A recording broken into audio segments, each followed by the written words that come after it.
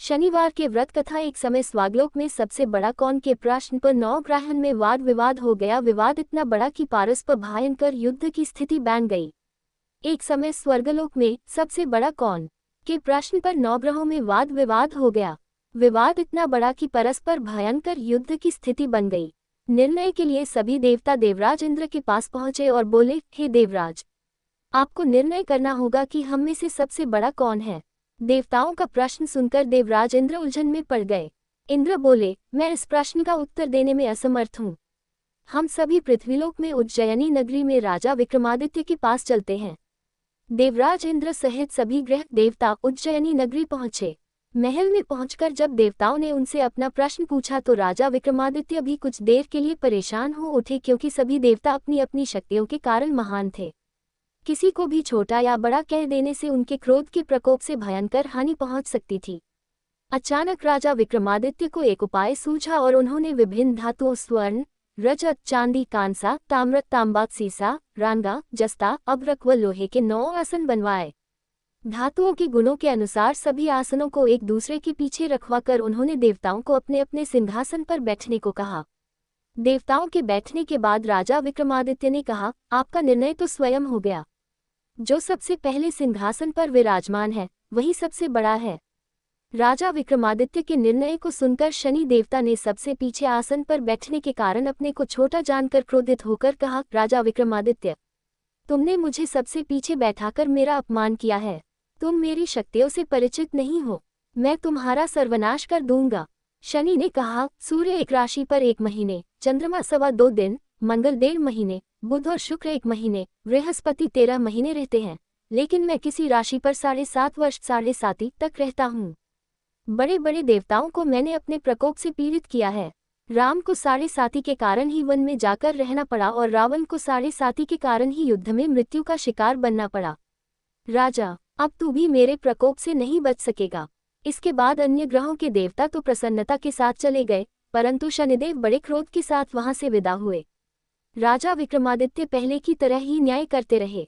उनके राज्य में सभी स्त्री पुरुष बहुत आनंद से जीवन यापन कर रहे थे। कुछ दिन ऐसे ही बीत गए। उधर शनि देवता अपने अपमान को भूले नहीं थे। विक्रमादित्य से बदला लेने के लिए एक दिन शनिदेव ने घोड़े के व्यापारी का रूप धारण किया और बहुत से घोड़ों के साथ उज्जयिनी नगरी पहुंचे। राजा विक्रमादित्य ने राज्य में किसी घोड़े के व्यापारी के आने का समाचार सुना तो अपने अश्वपाल को कुछ घोड़े खरीदने के लिए भेजा। घोड़े बहुत कीमती थे। अश्वपाल ने जब वापस लौटकर इस संबंध में बताया तो राजा विक्रमादित्य ने स्वयं आकर एक सुंदर व शक्तिशाली घोड़े को पसंद किया। घोड़े की चाल देखने के लिए राजा उस घोड़े पर सवार हुए तो वह घोड़ा बिजली की गति से दौड़ पड़ा। तेजी से दौड़ता घोड़ा राजा को दूर एक जंगल में ले गया और फिर राजा को वहां गिराकर जंगल में कहीं गायब हो गया। राजा अपने नगर को लौटने के लिए जंगल में भटकने लगा, लेकिन उन्हें लौटने का कोई रास्ता नहीं मिला। राजा को भूख प्यास लगाई। बहुत घूमने पर उसे एक चरवाहा मिला। राजा ने उससे पानी मांगा। पानी पीकर राजा ने उस चरवाहे को अपनी अंगूठी दे दी। फिर उससे रास्ता पूछकर वह जंगल से निकलकर पास के नगर में पहुंचा। राजा ने एक सेठ की दुकान पर बैठकर कुछ देर आराम किया।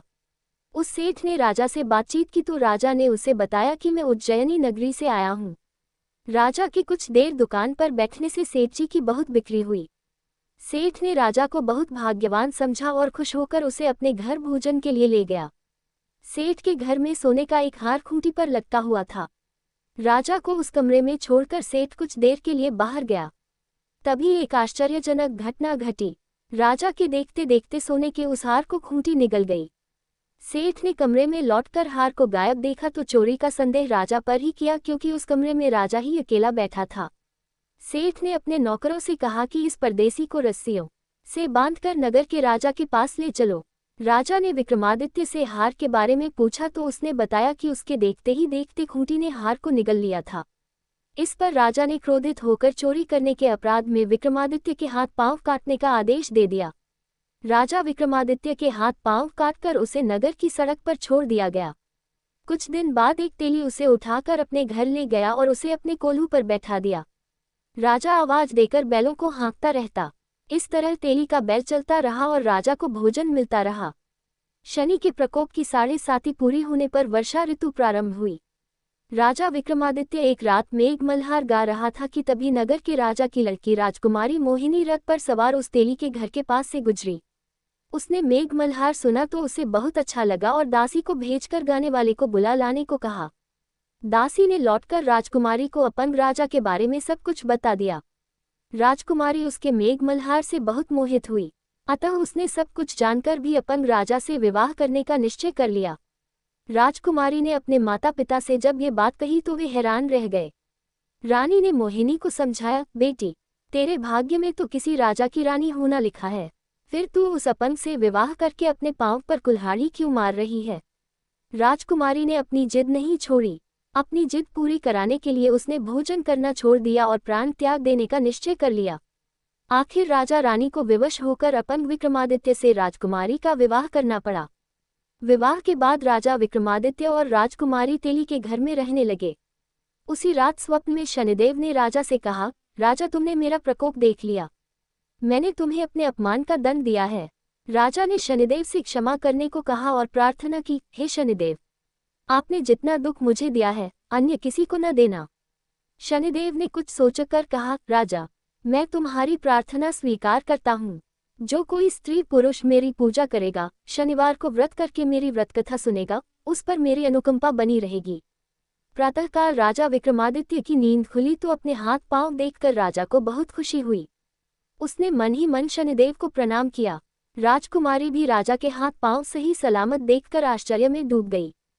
तब राजा विक्रमादित्य ने अपना परिचय देते हुए शनिदेव के प्रकोप की सारी कहानी सुनाई। सेठ को जब इस बात का पता चला तो दौड़ता हुआ तेली के घर पहुंचा और राजा के चरणों में गिरकर क्षमा मांगने लगा। राजा ने उसे क्षमा कर दिया क्योंकि यह सब तो शनिदेव की प्रकोप के कारण हुआ था। सेठ राजा को अपने घर ले गया और उसे भोजन कराया। भोजन करते समय वहां एक आश्चर्यजनक घटना घटी। सबके देखते देखते उस खूंटी ने हार उगल दिया।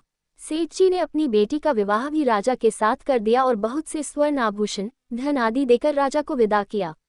राजा विक्रमादित्य राजकुमारी मोहिनी और सेठ की बेटी के साथ उज्जैनी पहुंचे तो नगरवासियों ने हर्ष से उनका स्वागत किया।